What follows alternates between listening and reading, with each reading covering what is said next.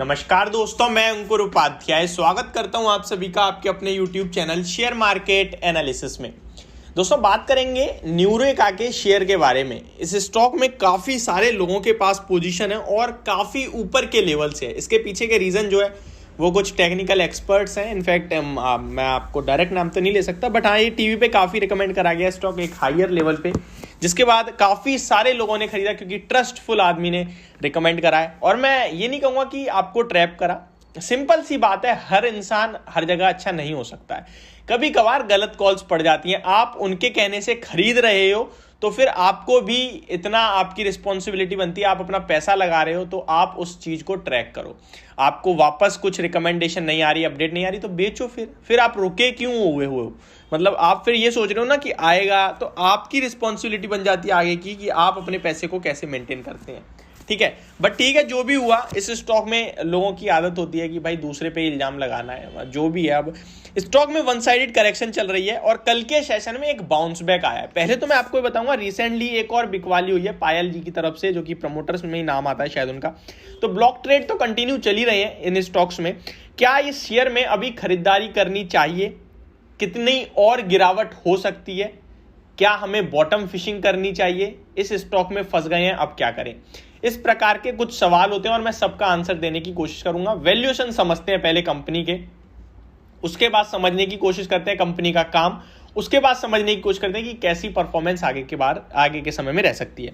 पहले तो मैं आपको बता दूं, स्टॉक कंटिन्यू गिर रहा है 1000 के लेवल से। तो स्टॉक में जो भी स्पाइक आ रहा है हल्का फुल्का आता है 5-7% का, और फिर 15-20% की करेक्शन के लिए चला जाता है स्टॉक। 1000 रुपए में 13 सितंबर 2022 को स्टॉक का भाव 1010 रुपए का था और आज की डेट में स्टॉक का भाव 520 रुपए का है। और स्टॉक ने अभी रिसेंटली जो लो लगाया वो 493 का लगाया है।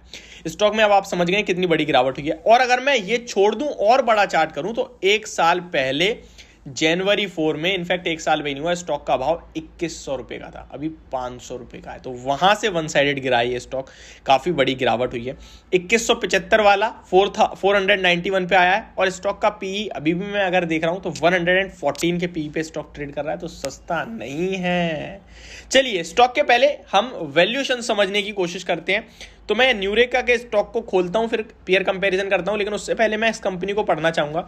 न्यूरेका is a company engaged in the business of home health care and wellness products under the brand doctor trust. यानी कि डॉक्टर ट्रस्ट के जो ब्रांड जो भी प्रोडक्ट्स हैं वो ये बनाता है। Company sells its product through online channel partners such as e commerce player, distributor and retailers. Company अपने प्रोडक्ट को दुकानों पे ना बल्कि ऑनलाइन बेच रही है, ई कॉमर्स प्लेयर्स के द्वारा, डिस्ट्रीब्यूटर्स के द्वारा और रिटेलर्स के द्वारा भी बिक रही है, यानी कि दुकानों पे भी बिक रही है।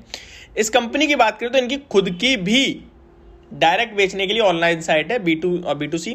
तो चलिए आगे देखते हैं इस कंपनी के वैल्यूएशंस। बुक वैल्यू पर शेयर 197 की दिख रही है, जिसके सामने अभी 500 पे, यानी कि ऑलमोस्ट 2 टाइम्स की बुक वैल्यू पे ट्रेड कर रहा है, मोर देन 2 टाइम्स पे ट्रेड कर रहा है।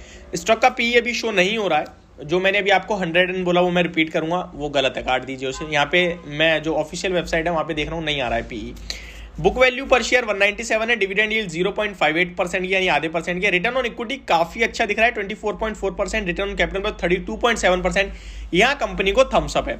मार्केट कैप कंपनी का जो 1500-1600 करोड़ का हुआ करता था वो 520 करोड़ का रह गया, यानी पूरा आपकी वेल्थ के साथ साथ मार्केट कैप खत्म हो गया है। ठीक है, पीयर कंपैरिजन करते हैं। तो इसका जो कंपैरिजन दिख रहा है मुझे यहाँ पे, वो दिख रहा है pace, e commerce, Olympia industry, citizen. कुछ कंपनी ऐसी है जिनका पीयर कंपैरिजन होता नहीं है, ये उनमें से ही एक है, तो इसे नहीं करता हूं मैं, वही एक बेटर ऑप्शन रहेगा। ठीक, चलिए आगे बढ़ते हैं।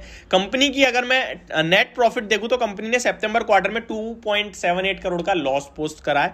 जून में 3.87 करोड़ का लॉस था। लास्ट ईयर सितंबर में 5 करोड़ का प्रॉफिट था। तो प्रॉफिट से लॉस में आई है ईयर ऑन ईयर बेसिस पे।